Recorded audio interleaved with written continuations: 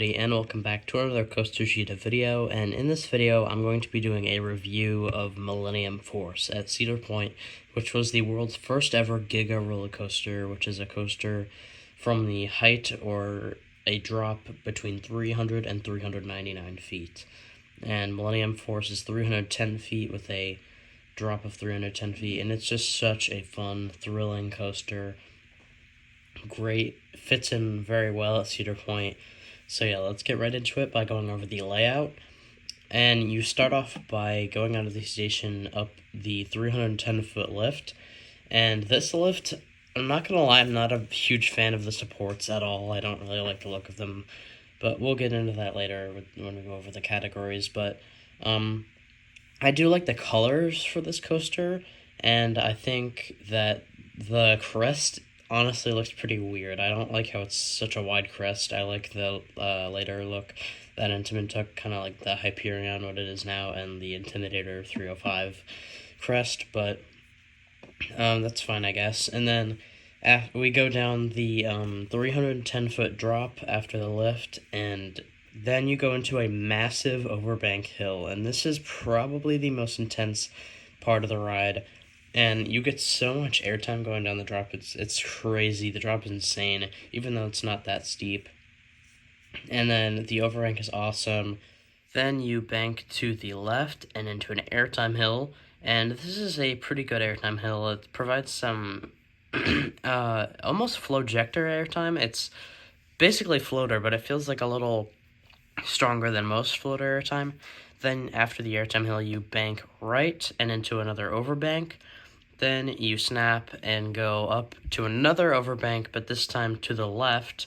Then you are banking after that to the right, and then you go into another airtime hill, and then you are banking left under a tunnel, and then you go into a nice, like, ejector. It's right next to the station. It's a very nice moment of ejector airtime, a small little speed hill, and then you go up right into another overbank and then to the brakes. And this layout, it actually seems pretty short and mostly overbanks, which, yeah, I know, but it's still very cool and very fast the whole time, so definitely just great all around. And now, starting off our 5 categories, we're going to go into the restraints, and these restraints are actually some of my favorite restraints.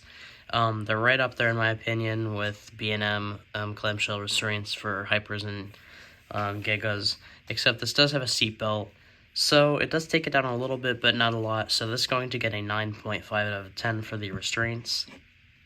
Now going into the drip, and I mentioned my gripes about this earlier, but I don't like the way that the lift looks. I don't like the supports, and I don't like how it has such a wide crest. I do love the paint job, though, and I love the train design of everything, so for the drip, I'm going to give it an 8.5 out of 10.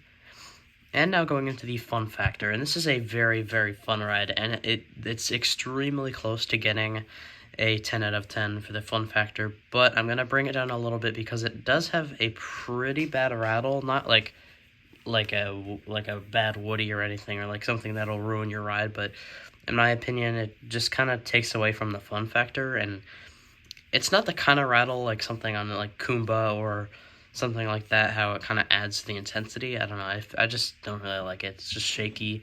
So for the fun factor, I'm going to give it a 9.5 out of 10, very close to a 10. Now going into the intensity, and this is not a very intense ride. It's surprising that it's not, because Intimidator 305 is insanely intense. I don't know, maybe Cedar Fair wanted to crank up the intensity a little bit since Millennium Force wasn't that intense. Definitely the overbank is the first overbank right after the drop is probably the most intense moment on this ride. So yeah, for the intensity, I'm going to give it a 7.5 out of 10.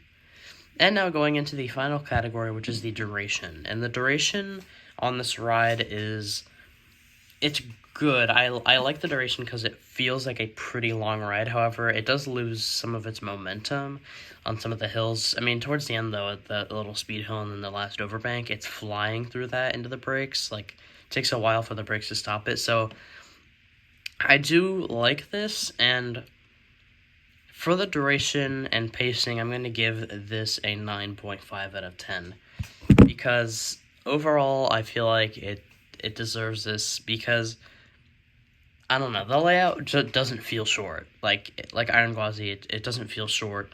I love how it powers through most of the layout. So yeah, 9.5 out of 10 for the duration. And that is a total of 44.5 out of 10. And yeah, I definitely think this deserves it. And for my personal score, I'm going to give this a 9 out of 10. I feel like it's definitely up there.